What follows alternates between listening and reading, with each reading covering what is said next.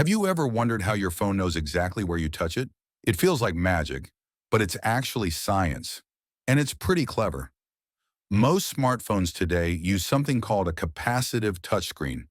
This kind of screen can detect the tiny electrical charge in your finger. That's because your body conducts electricity, just a little bit.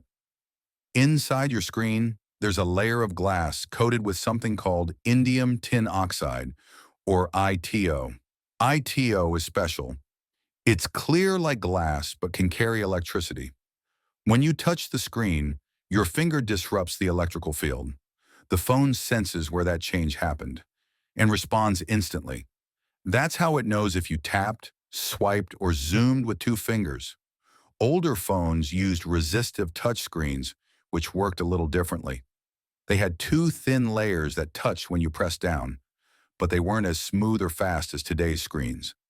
Now, thanks to capacitive touch, we can swipe, type, and tap with just a feather-light touch. The science behind your everyday scroll.